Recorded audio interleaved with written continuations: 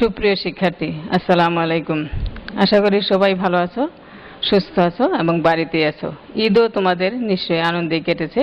তো তোমরা সবাই ভালো আছো, সুস্থ আছো, এই প্রত্যাশা রেখেই শুরু করছি আজকের ক্লাস। আজকের ক্লাসে তোমাদের সবাইকে স্বাগতম। তো চলো দেখি আজকে আমরা কি পাঠ নিয়ে আলোচনা করব।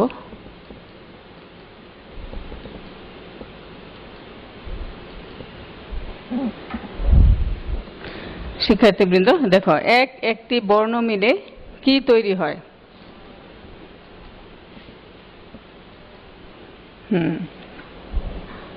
বর্ণ আর বর্ণ মিলে তৈরি হয় শব্দ। যদি বর্ণ মিলে শব্দ তৈরি হয় তাহলে শব্দগুলো পরপর সাজালে কি হয়? হয় বাক্য। আবার এই বাক্যগুলো সাজিয়ে সাজিয়ে লিখলে কি তৈরি হয়? হ্যাঁ, বাক্যগুলো সাজিয়ে সাজিয়ে লিখলে হতে পারে গদ্য বা অন্য কোনো রচনা অথবা কোনো কবিতা। তাহলে বাক্যগুলো সাজিয়ে লিখলে হয় কবিতা। এবার তাহলে বলো তো, কবিতা কিভাবে তৈরি হয়? কবিতা তৈরি হয় শব্দ থেকে। আর আজকে আমাদের আলোচনার বিষয় হচ্ছে শব্দ থেকে কবিতা। এটি একটি প্রবন্ধ। এই প্রবন্ধটি লিখেছে হুমায়ুন আজাদ। আজকে আমরা এই প্রবন্ধের কিছু অংশ আলোচনা করব। তো আলোচনার মধ্য দিয়ে শিক্ষার্থী তোমরা যা জানবে সেটা হচ্ছে, লেখক হুমায়ুন আজাদের পরিচিতি উল্লেখ করতে পারবে নির্দিষ্ট অংশটুকু, অর্থাৎ আমরা যে অংশটুকু আজকে আলোচনা করব, কবিতা কাকে বলে এখান থেকে সেই কথা পর্যন্ত শুদ্ধ উচ্চারণে পড়তে পারবে। নতুন শব্দের অর্থ দিয়ে বাক্য রচনা করতে পারবে। কিভাবে কবি হওয়া যায় তা ব্যাখ্যা করতে পারবে। কবিতার রূপ ও রচনা কৌশল সম্পর্কে ব্যাখ্যা করতে পারবে। দেখো, কতগুলো বইয়ের ছবি দেখা যাচ্ছে। এই বইগুলো কে লিখেছে তোমরা কি জানো? এই বইগুলো লিখেছে হুমায়ুন আজাদ। আমরা আজকে তার সম্পর্কে এখন একটু দেখি। এই ছবিতে দেখতে পাচ্ছ, ইনি হচ্ছেন হুমায়ুন আজাদ, একজন বিশিষ্ট ভাষা বিজ্ঞানী এবং গদ্য শিল্পী। আমরা তার আরো কিছু বই দেখি, তোমরা এক নজরে দেখে নাও। এই বইগুলো তোমরা পড়ার চেষ্টা করবে।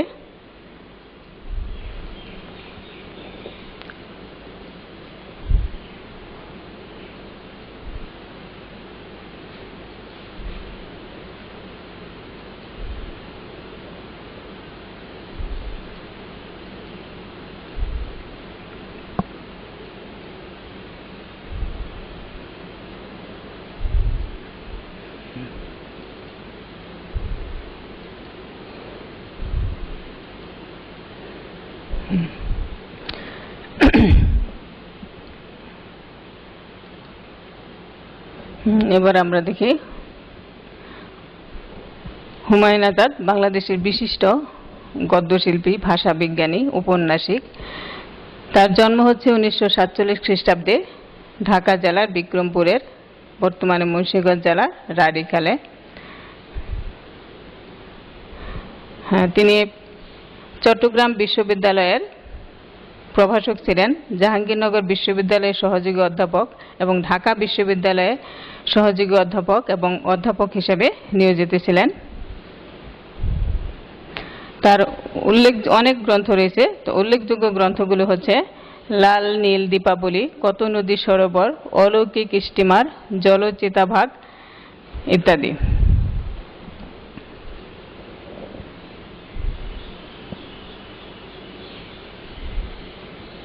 এবং এই লেখকের মৃত্যু হচ্ছে 2004 সালের 12ই আগস্ট জার্মানির মিউনিক শহরে। এবং তিনি কিন্তু একজন বিশিষ্ট সাহিত্যিক এবং ভাষা বিজ্ঞানী হিসেবে, ভাষা গবেষক হিসেবে খ্যাতি অর্জন করেছেন। তিনি বাংলা একাডেমি থেকে পুরস্কার পেয়েছেন 1987 সালে। শিক্ষার্থীবৃন্দ, নিশ্চয় তোমাদের কাছে কি বই, খাতা, কলম আছে। আমরা একটু দেখি যে কবি পরিচিতি থেকে তোমরা এগুলি লিখতে পারো কিনা। তোমরা একটু খাতায় লেখার চেষ্টা করো যে আমরা যে দেখলাম কবি পরিচিতি, কবির জন্মস্থান, জন্মসাল, কর্মজীবন, পুরস্কার, কিশোর কাব্যগ্রন্থ, মৃত্যুসাল সময়ের নাম খাতায় লিখো। আশা করি সবাই এগুলো লিখতে পারবে। আমরা একটু এই প্রশ্নগুলোর উত্তরটা আর এক নজর দেখে নেই। যে হুমায়ুন আজাদ জন্ম হচ্ছে 1947 সালে। জন্মস্থান হচ্ছে কোথায়? মুন্সিগঞ্জ, শ্রীনগরের রাড়ীখালে। কর্মজীবন ঢাকা বিশ্ববিদ্যালয়ের বাংলা বিভাগের অধ্যাপক। আর কিশোর গ্রন্থ হচ্ছে লাল নীল দীপাবলি, কত নদী সরোবর। কাব্যগ্রন্থের মধ্যে রয়েছে অলৌকিক স্টিমার, জল ও চিতাভাগ। তিনি ভাষা ও সাহিত্যের গবেষক হিসাবে খ্যাতি অর্জন করেছেন এবং পুরস্কার পেয়েছেন বাংলা একাডেমি থেকে 1987 সালে। তার মৃত্যু হচ্ছে 2004 সালের 12 আগস্ট জার্মানির মিউনিখে। চলো এবার তাহলে আমরা প্রবন্ধ পাঠে চলে যাই। নিশ্চয়ই তোমাদের কাছে বই খোলা আছে, বইটা সামনে নিয়ে তোমরা দেখো। আমি কিছু কিছু অংশ এখানে নিয়ে এসেছি, বইটা তোমরা সামনে রাখো। দেখো, কবিতা কাকে বলে বলা মুশকিল, কিন্তু আমরা যারা পড়তে পারি তারা কম বেশি কবিতা চিনি। কবিতার চেহারাও আছে। বইয়ে বা পত্রিকায় যে লেখাগুলো খুব সুন্দরভাবে ছাপানো হয়, যে লেখাগুলো পংক্তিগুলো খুব বেশি বড় হয় না, যেগুলোতে একটি পংক্তি আরেকটি পংক্তির সমান হয়, সে লেখাগুলোই কবিতা। যে লেখাগুলো পড়লে মন নেচে ওঠে, গান গেয়ে উঠতে ইচ্ছে করে, চোখে বুকে রং বেরঙের স্বপ্ন এসে জমা হয়, তাই কবিতা। যা পড়লে 2-3 বার পড়লে আর ভোলা যায় না, মনের ভেতর যা নাচতে থাকে, তাই কবিতা। অর্থাৎ শিক্ষার্থীবৃন্দ, কবিতা কথাই বলে কবিতার মতো মনোহর। তো কবিতা পড়লে কি হয়? এই কবিতা একটা চেহারা আছে, এখানে একটা কথা আছে যে কবিতার একটা চেহারা আছে, একটা রূপ আছে, তাই না? অর্থাৎ কবিতায় যে কতগুলো লাইন থাকে, দেখবে লাইনগুলো কি পরপর যে সাজানো থাকে সেগুলো প্রায় সমান থাকে, এবং এই কবিতার একটা ছন্দ আছে, মাত্রা আছে, লয় আছে, তাই না? মিল আছে। সেই কারণে এই কবিতাগুলো খুব সহজেই আমাদেরকে আকর্ষণ করে, তাই না? শুনলে আর দেখো, প্রথমে যে আমরা একটা কি শব্দ পড়েছিলাম যে বর্ণ বর্ণ মিলে শব্দ হয়, এই শব্দগুলো পরপর সাজালে বাক্য হয়, বাক্য দিয়ে একটা সুন্দর ছন্দের কবিতা হয়, তাই না? যেমন ছোটবেলায় তোমরা পড়েছিলে কি, আম পাতা জোড়া জোড়া, মারবো চাবুক চড়বো ঘোড়া। এই বিষয়টা কিন্তু তোমরা আর কখনো সবসময় আমাদের মনে পড়ে ভুলি না, কিন্তু যে গদ্যের লেখাগুলো আমরা নিচের ক্লাসগুলোতে পড়ে এসেছি, সেই গদ্য লেখাগুলো কিন্তু মনে নাই, কিন্তু কবিতার লাইনগুলো কিন্তু আমাদের সহজেই মনে পড়ে যায়। অর্থাৎ এই লেখাগুলো পড়লে মনের ভেতর এমন একটা আনন্দ হয়, হ্যাঁ, কবির ভাষায় যে মন নেচে ওঠে, গান গেয়ে উঠতে ইচ্ছে করে, চোখে বুকে রং বেরঙের স্বপ্ন এসে জমা হয়, তাই কবিতা। অর্থাৎ যে বিষয়টা 2-3 বার পড়লে আর ভোলা যায় না, মনের ভেতর যা নাচতে থাকে, অর্থাৎ আমাদের অনেক দিন অনেক সময়ে যেগুলো মনে পড়ে। দেখো, কবিতা কারা লেখেন? কবিরা লেখেন কবিতা। তারা একটি শব্দের পাশে আরেকটি শব্দ বসিয়ে একটি শব্দের সাথে আরেকটি শব্দ মিলিয়ে কবিতা লেখেন। আমরা যদি কিছু বানাতে চাই তাহলে কিছু না কিছু জিনিস লাগে। যেমন উপমা একটি ঘুড়ি বানাতে চাই, ঘুড়ি বানানোর জন্য উপমার দরকার লাল নীল কাগজ, সুতো, বাঁশের টুকরা। মৌলি একটি পুতুল বানাতে চায়, তার জন্য দরকার হলদে টুকরো কাপড়, সুতো, 3টা লাল বোতাম, সবুজ 2টো কাঁটা, একটু তুলো। তেমনি কবিতা বানাতে হলেও জিনিস চাই। কবিতার জন্য দরকার শব্দ, রং বেরঙের শব্দ। অর্থাৎ যে কোনো কিছু তৈরি করতে যেমন জিনিস লাগে, কবিতা তৈরি করতে যে জিনিস প্রয়োজন সে জিনিসটা হচ্ছে শব্দ। পাখি একটা শব্দ, নদী একটা শব্দ, ফুল একটা শব্দ, মা আর একটা শব্দ, এমন হাজারো শব্দের দরকার হয় কবিতা লেখার জন্য। হ্যাঁ, কবি হতে পারে কে?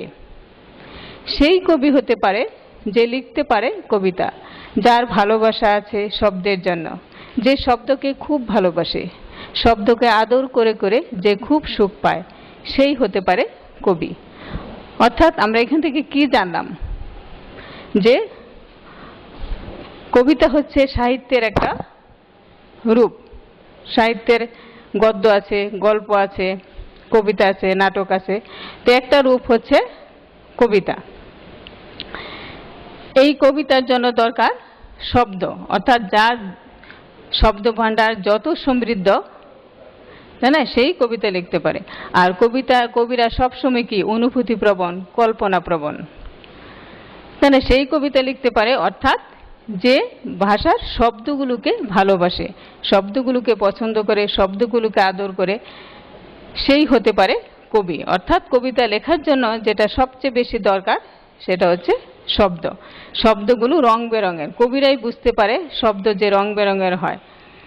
হ্যাঁ, লাল হয়, নীল হয়, হলুদ হয়।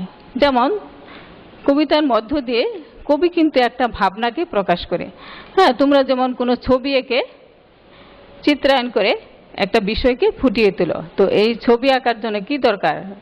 রং দরকার, এবং বিভিন্ন কালারের রঙের মধ্য দিয়ে তোমরা চিত্রের মধ্য দিয়ে একটা বিষয়কে ফুটিয়ে তোলার চেষ্টা করো।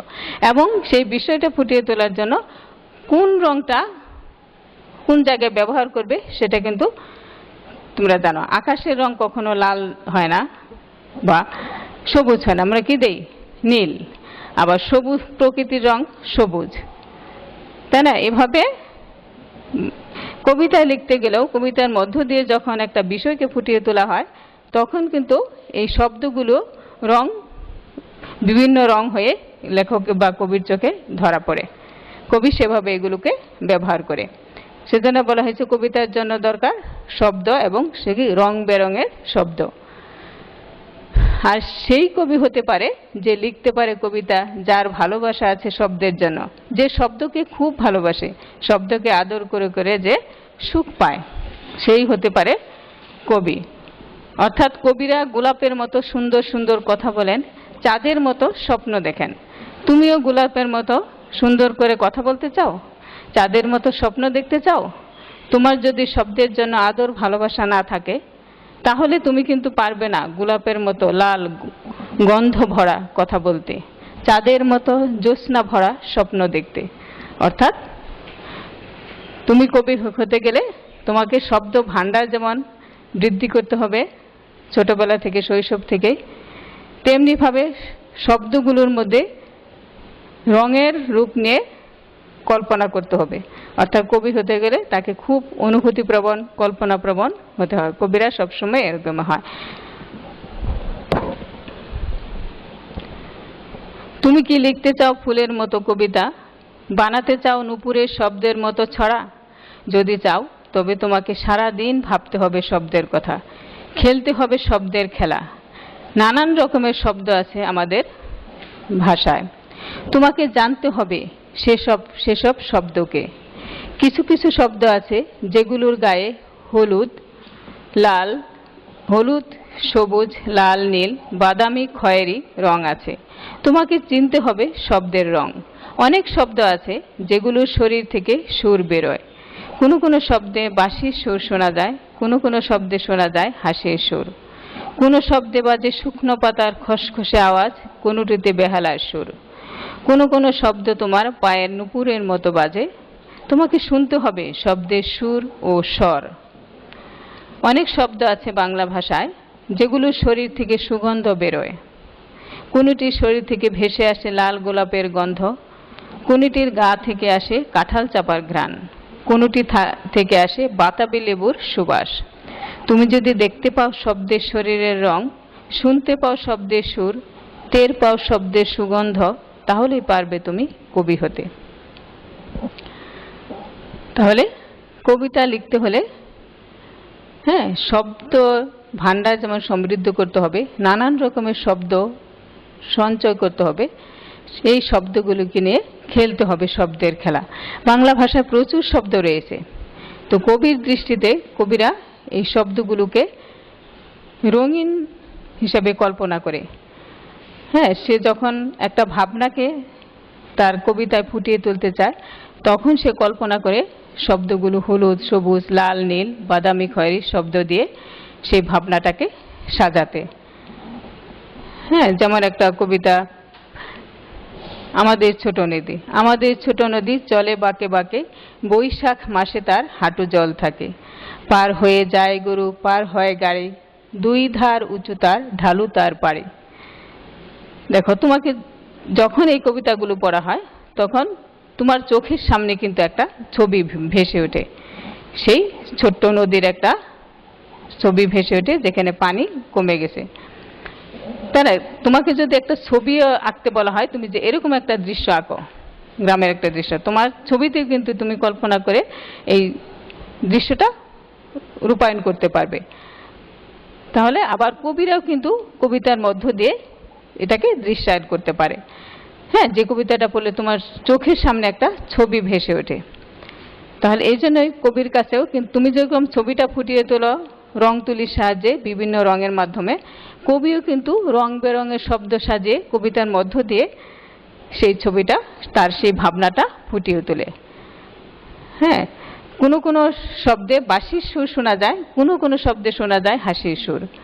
তুমি যদি দেখতে পাও শব্দের শরীরের রং, শুনতে পাও শব্দের সুর, টের পাও শব্দের সুগন্ধ, তাহলেই পারবে তুমি কবি হতে। কবিরা শব্দ দিয়ে লেখেন নানান রকমের কবিতা। কখনো তারা খুব হাসির কথা বলেন, কখনো বলেন কান্নার কথা, কখনো বলেন স্বপ্নের কথা, কখনো তারা চারপাশে যা দেখেন তার কথা বলেন।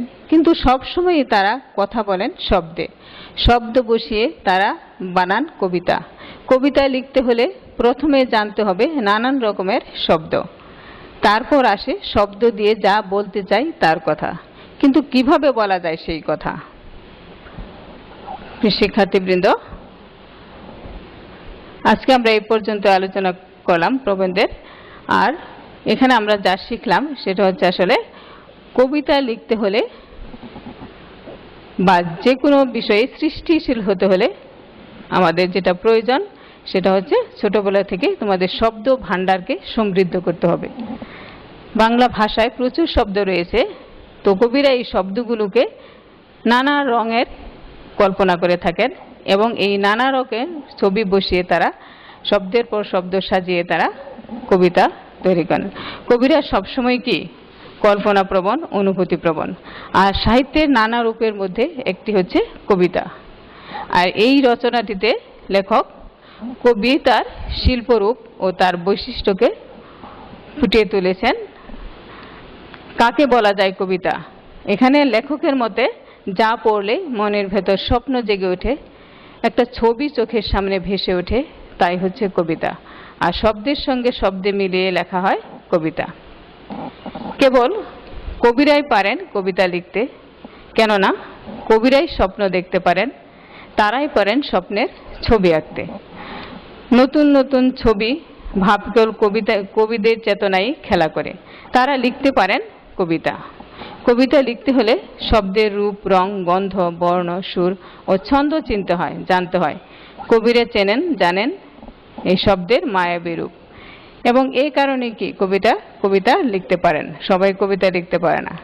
তবে তোমাদের জন্য যেটা শিক্ষণীয়, যে কবিতা লিখতে হলে সেই শব্দগুলোকে খুঁজতে হবে, শব্দ ভাণ্ডারকে সমৃদ্ধ করতে হবে এবং সেই শব্দগুলো নিয়ে সুন্দর সুন্দর স্বপ্ন দেখতে হবে, কল্পনা করতে হবে বিভিন্ন রঙের শব্দ নিয়ে, তাহলে তোমরা কবিতা লিখতে পারবে। তো আজকে আমরা এই অংশটুকু আলোচনা করলাম। আগামী ক্লাসে এর পরের যে অংশটুকু রয়েছে সেটা নিয়ে আলোচনা করব। তো যে অংশটুকু আলোচনা করলাম এখান থেকে দেখি আমরা কি কি কয়েকটি শব্দ এবং শব্দার্থ। দেখো, বাঁশি তো সবাই চেনো। বাঁশি কি বাঁশ দিয়ে তৈরি একটি বাদ্যযন্ত্র। নূপুর হচ্ছে পায়ে পড়ার অলংকার। আর পংক্তি এটা হচ্ছে লেখার সারি বা লাইন। খসখসে, যার অর্থ হচ্ছে অমসৃণ ও কর্কশ। আর এই প্রবন্ধটা খুবই সহজ সরল ভাষার লেখা। আশা করি সব শব্দের অর্থই তোমরা বুঝতে পেরেছ।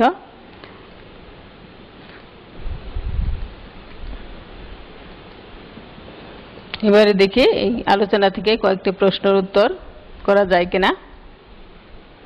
যে শব্দ থেকে কবিতাটি প্রবন্ধটির প্রাবন্ধিকের নাম কি? তোমরা নিশ্চয়ই জানো, প্রবন্ধকের নাম হচ্ছে কি? হুমায়ুন আজাদ। লাল নীল দীপাবলি কি ধরনের গ্রন্থ? এটা হচ্ছে একটি কিশোর গ্রন্থ।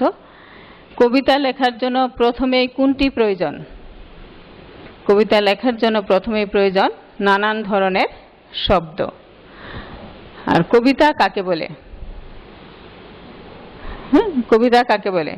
যে যা পড়লে, যে লেখাগুলো পড়লে কি হয়, মনের ভেতর স্বপ্ন জেগে ওঠে, মনটা নেচে ওঠে এবং গান গেয়ে উঠতে ইচ্ছা করে, তাই হচ্ছে কবিতা। একটা ছবি ভেসে ওঠে, তাই হচ্ছে কবিতা।